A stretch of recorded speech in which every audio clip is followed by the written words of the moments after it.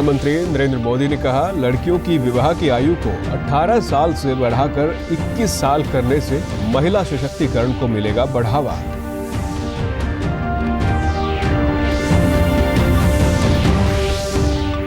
विधानसभा के शीतकालीन सत्र में मुख्यमंत्री मनोहर लाल ने प्रश्नकाल के दौरान कहा, प्रदेशवासियों को बिजली की आपूर्ति निर्बाध रूप से रहेगी जारी।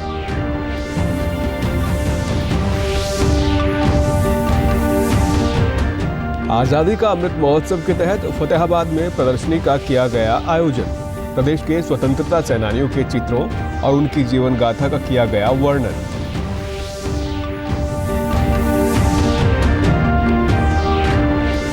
और चौधरी चरण सिंह हरियाणा कृषि विश्वविद्यालय में 3 दिवसीय गुलदाउदी पुष्प मेले का हुआ शुभारंभ। फूलों और सब्जियों की कई नई किस्मों को भी किया गया प्रदर्शित। नमस्कार, मैं सुरेंद्र कुमार। अब समाचार विस्तार से। प्रधानमंत्री नरेंद्र मोदी ने आज उत्तर प्रदेश के प्रयागराज का दौरा किया। इस अवसर पर प्रधानमंत्री ने लड़कियों की विवाह की आयु को 18 साल से बढ़ाकर 21 साल करने के प्रयासों का भी उल्लेख किया। उन्होंने कहा कि ये कदम महिला सशक्तिकरण और बेटियों को बराबर अवसर देने में एक मील का पत्थर साबित होगा। करने के लिए निरंतर काम कर रही है। अभी कुछ दिन पहले ही केंद्र सरकार ने एक और फैसला किया है। पहले बेटों के लिए शादी की उम्र कानूनन 21 साल थी, लेकिन बेटियों के लिए ये उम्र 18 साल की ही थी। बेटियों भी चाहती थी कि उन्हें उनकी पढ़ाई लिखाई के लिए, आगे पढ़ने के लिए समय मिले, बराबर अवसर मिले। इसलिए बेटियों के लिए शादी की उम्र को 21 साल करने का प्रयास किया जा रहा है। देश ये फैसला बेटियों के लिए कर रहा है। मुख्यमंत्री मनोहर लाल ने हरियाणा विधानसभा सत्र के दौरान एक सवाल का जवाब देते हुए कहा कि प्रदेश की जनता को बिजली की कमी नहीं आने दी जाएगी। मुख्यमंत्री ने कहा कि आपातकालीन स्थिति से निपटने के लिए बिजली जिस दर पर मिलेगी उस दर पर खरीद कर मुहैया करवाई जाएगी। उन्होंने कहा कि प्रदेशवासियों को बिजली की आपूर्ति निर्बाध रूप से जारी रहेगी। क्राइसिस आता है, पावर तो आखिर हमने जहां सप्लाई करनी है पूरी पावर सप्लाई करनी है, और जो चीज मार्केट में अवेलेबल है, जिस रेट पर अवेलेबल है उस रेट पर ली जाती है। क्योंकि हमारे पास अगर कोई कंस्ट्रेंट ऐसा आ गया जिस कारण से अपनी प्रोडक्शन नहीं रही, जैसा बताया मंत्री जी ने कि पानी भर गया माइंस में, उस समय कोयला कम हो गया और कोयला नहीं आ पाया, कोई प्लांट भी बंद है, बाकी हमारी और जो सप्लाई है, चाहे वो थर्मल की है चाहे वो हाइड्रो की है, वो उसमें कंप्लीट पूरी नहीं हो पा रही है। तो सप्लाई पूरा करने के लिए बाजार में उपलब्ध बिजली 24 घंटे मिलती है। जिस रेट से मिलेगी उस रेट से मिलके हरियाणा की जनता को जरूर बिजली देंगे। विधानसभा सत्र के दौरान मुख्यमंत्री ने कहा कि खेल विभाग द्वारा प्रदेश में खेल स्टेडियम बनाने के लिए रूपरेखा तैयार की जा रही है। उन्होंने कहा कि खेल विभाग ने पहले से बने हुए स्टेडियम के रखरखाव के लिए 12.5 करोड़ रुपए का बजट जारी किया है और भविष्य में इस बजट को और बढ़ाया जाएगा। स्पोर्ट्स डिपार्टमेंट की ओर से एक मैपिंग कराई जा रही है कि पहले वाले जितने भी ऐसे स्टेडियम बने हुए हैं वो और नए कहाँ का बनाने चाहिए। क्योंकि ऑन डिमांड स्टेडियम बनाने का अर्थ इसलिए नहीं है कि स्टेडियम तो बन जाते हैं, बाद में उनका रखरखाव हम देखते हैं। पहले सैकड़ों स्टेडियम बने हुए हैं और बल्कि इस बार पहली बार हमने पिछले 5 साल में 12.5 करोड़ रुपया उन स्टेडियम्स के मुरम्मत पर, उनके रखरखाव पर लगाया है। इस बजट को हम और बढ़ाएंगे, लेकिन नए स्टेडियम वहीं बनेंगे जहां आसपास स्टेडियम नहीं है। मैपिंग कराई जा रही है। उस मैपिंग में अगर आपके स्थान, अगर आपके पास जमीन है और आपका स्थान उचित बैठेगा तो बनवा दिया जाएगा।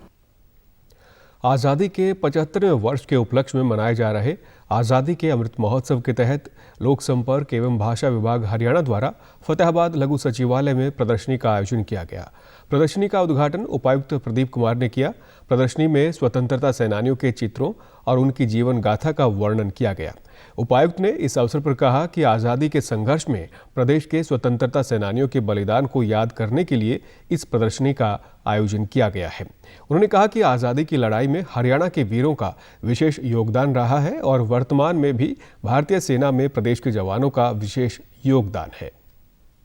अंदर हमारा हरियाणा पूरे स्टेट में सबसे ज़्यादा शहीद भी हुए हैं और आर्मी के अंदर रिप्रेजेंटेशन हमेशा 10% के आसपास रहा है, जो कि पॉपुलेशन 2.5 के आसपास थी। तो आज़ादी की लड़ाई में हमेशा हरियाणा का अहम योगदान रहा है। तो आम आदमी को और सभी को ताकि थोड़ा अवेयरनेस हो, और जो योगदान रहा पूरे आज़ादी के संग्राम के अंदर, तो उस पर्पज़ के लिए पूरी प्रदर्शनी लगाई गई है ताकि आम लोग और प्रेरित हों और देशभक्ति की भावना भी इनमें आए। तो इस पर्पज़ इस प्रदर्शनी में प्रदेश सरकार की विभिन्न जन कल्याणकारी योजनाओं के बारे में भी जानकारी दी गई है। प्रदर्शनी देखने आए लोगों ने कहा कि देश की सुरक्षा में हरियाणा के वीरों के योगदान पर उन्हें गर्व है। उन्होंने कहा कि प्रदर्शनी में प्रदेश सरकार के विभिन्न योजनाओं की जानकारी प्राप्त होने से वे इनका लाभ ले सकेंगे। जो कुर्बान हो गए उनके बारे में पता लगा, और जो किसानों मजदूर भाइयों के लिए गौरव सरकार ने जो स्कीमें निकाली है उसके बारे में पता लगा, और सरकार का बहुत बहुत धन्यवाद करते हैं। बहुत सारी जानकारी दी गई, जो बहुत सारी स्कीमें हैं हमें कई बार नहीं पता चलता, और उसके बारे में बताया गया, बहुत अच्छा लगा। और चौधरी चरण सिंह हरियाणा कृषि विश्वविद्यालय में गुलदाउदी पुष्प मेले का आज शुभारंभ हुआ। ये 3 दिवसीय पुष्प मेला 23 दिसंबर तक जारी रहेगा। कृषि विश्वविद्यालय के वैज्ञानिक ने बताया कि मेले में गुलदाउदी फूलों के अतिरिक्त सैकड़ों किस्म के अन्य फूलों की प्रजातियों की भी प्रदर्शनी की जा रही है। उन्होंने बताया कि इस प्रदर्शनी में फूलों और सब्जियों की कई नई किस्मों को भी प्रदर्शित किया गया है। जो है कट फ्लावर्स जो अभी फ्लावरिंग में नहीं आए, लेकिन उनके फ्लावर्स को हम इसमें प्रदर्शित किया गया है। इसके अलावा कई नई तरह की सब्जियां हैं और उनको प्रदर्शित किया गया है। एक्जोटिक वेजिटेबल्स हैं, जैसे नीले कलर की फूल गोभी है, ऑरेंज कलर की गोभी है, ब्लैक रेडिश है, और कई नए सेक्शंस बनाए गए जैसे स्पाइस गार्डन जिसमें मसाले वाली फसलें हैं, उनको प्रदर्शित किया गया है। प्रदर्शनी देखने आए लोगों ने कहा कि खिले हुए फूल सदैव खुश रहने का संदेश देते हैं। उन्होंने कहा कि फूलों को निहारने से मन को शांति मिलती है और नई ऊर्जा का सकारात्मक सोच उत्पन्न होती है। ये बहुत ही सुंदर है, और इसको जब हम आते हैं तो हमें इससे मोटिवेशन मिलता है कि हम भी अपने घरों में इतने अच्छे अच्छे फ्लावर्स लगा सकते हैं, और इनको देख के ही हमारा मूड चेंज हो जाता है, डिप्रेशन रहता ही नहीं है, और तनाव से जो है हम कहीं से भी काम पे आ रहे हैं तो इतनी सुंदर सुंदर चीज़ें देखते हैं तो हम फ्रेश हो जाते हैं। फूलों को देख के बहुत अच्छा लग रहा है। अलग अलग तरह के फूल देखने को मिल रहे हैं। कुछ ऐसे हैं जो पहले नहीं देखे थे। अलग अलग रंगों के क्राइसेंथेमम हैं। काफ़ी अच्छा लग रहा है। और 1-1.5 साल में घर से रहने के बाद अभी तो फिर इंटरेक्ट कर रहे हैं, फ्लावर्स देख रहे हैं, तो काफ़ी अच्छा फील हो रहा है। बहुत अच्छी प्रदर्शनी लगी हुई है यहाँ पे फूलों की, और यहाँ पे घूमने के और सेल्फी खिंचवाने के बहुत सारे स्पॉट्स हैं, और लोग गेम्स भी खेल सकते हैं। यहाँ पे स्टॉल्स वगैरह लगी हुई हैं। डीडी न्यूज़ हरियाणा पर देश और प्रदेश से जुड़ी खबरों को विस्तार से जानने के लिए आप हमारे साथ फेसबुक, ट्विटर और यूट्यूब के माध्यम से भी जुड़ सकते हैं। हमसे जुड़ने के लिए आप हमारे सोशल मीडिया हैंडल को भी फॉलो कर सकते हैं। अब आप अपने मोबाइल फ़ोन से QR कोड स्कैन कर हमारे YouTube चैनल पर सीधे पहुंच सकते हैं। प्रधानमंत्री स्वनिधि योजना रेहड़ी पटरी वालों के लिए वरदान साबित हो रही है।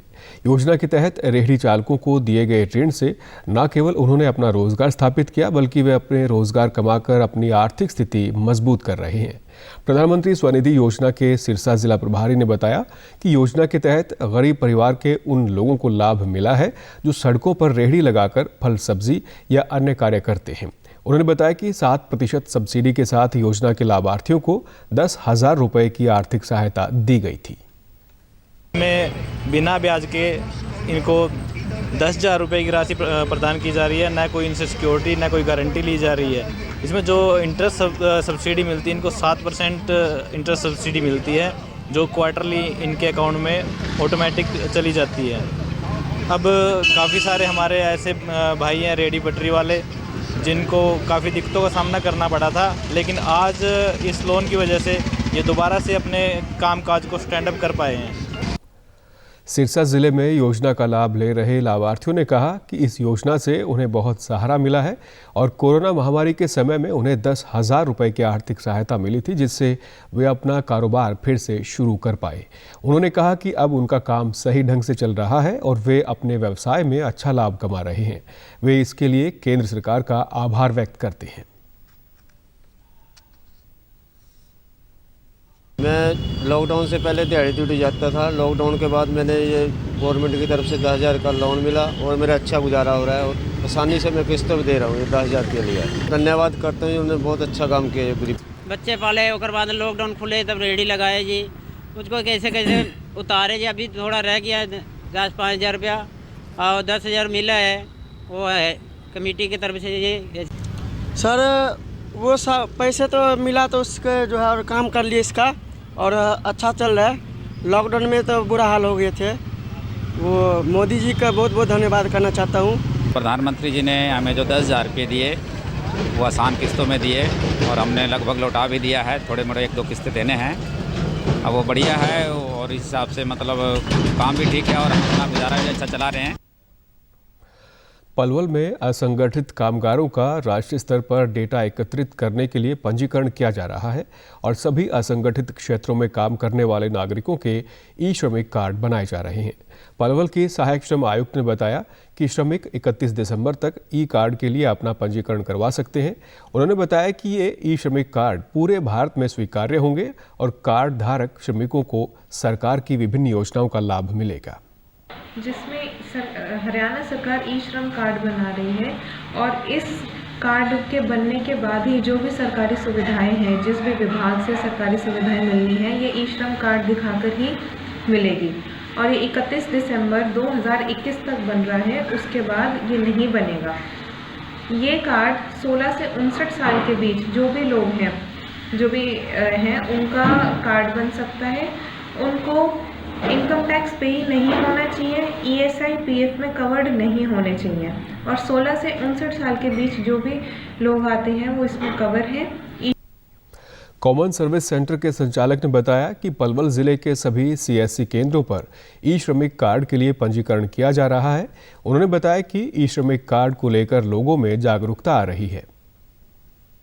चाहती है कि जितने भी हमारे रेहड़ी पटरी वाले लोग हैं, मजदूर लोग हैं, उनका एक डाटाबेस तैयार किया जाए जो कि लेबर डिपार्टमेंट की जो भी स्कीम है, जैसे कि बच्चों की पढ़ाई के लिए या महिलाओं की सिलाई के लिए उसमें पैसा मिलता है, तो वो एक डाटाबेस ऐसा तैयार हो जाए जो हमारे लेबर कास्ट के लोग हैं उनको फ़ायदा ऑनलाइन ही उसमें मिल जाए। अंदर 16 से 59 साल के जो लाभार्थी हैं इसका लाभ ले सकते हैं। इसके अंदर जो सरकार की तरफ से सर्विसेज जो मुफ्त प्रदान हो रही है, जैसे कि लेबर डिपार्टमेंट की जितनी भी स्कीम है, जैसे बच्चों की पढ़ाई के लिए, शिक्षा के लिए और दूसरा मुफ्त साइकिलिंग जितनी। कॉमन सर्विस सेंटर पर आए श्रमिकों ने कहा कि ई श्रमिक कार्ड बनवाने के बाद वे सरकार द्वारा चलाई गई जन कल्याणकारी योजनाओं का लाभ ले सकते हैं। मैं मजदूरी करता हूं, मैं अपना ई श्रम कार्ड बनवाना चाहता हूं ताकि मुझे इन गरीब जो योजना है उनका मुझे फ़ायदा मिल सके। मैं अपना फर्म में टेंट हाउस की छोटी दुकान करता हूं। मैं श्रम कार्ड बनवाने के लिए इधर आया हूं, सरकार की योजनाओं का फायदा उठाना चाहता हूं। अंत में इस बुलेटिन के मुख्य समाचार एक बार फिर। प्रधानमंत्री नरेंद्र मोदी ने कहा, लड़कियों की विवाह की आयु को 18 साल से बढ़ाकर 21 साल करने से महिला सशक्तिकरण को मिलेगा बढ़ावा।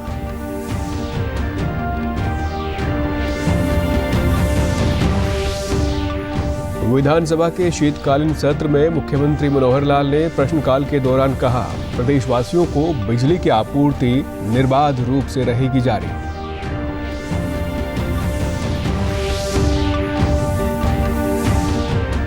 आजादी का अमृत महोत्सव के तहत फतेहाबाद में प्रदर्शनी का किया गया आयोजन। प्रदेश के स्वतंत्रता सेनानियों के चित्रों और उनकी जीवन गाथा का किया गया वर्णन।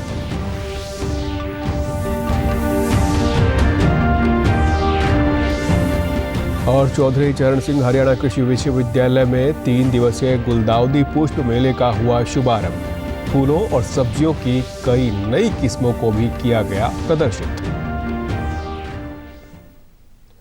सभी दर्शकों से अपील है कि आप जब भी घर से बाहर निकलें तब मास्क जरूर पहनें, 2 गज की दूरी बनाए रखें और एक नियमित अंतराल पर अपने हाथ धोते रहें। और अगर आप पात्र हैं तो टीकाकरण अवश्य करवाएं, तभी आप कोरोना महामारी से बच सकते हैं। आज के बुलेटिन में बस इतना ही। नमस्कार।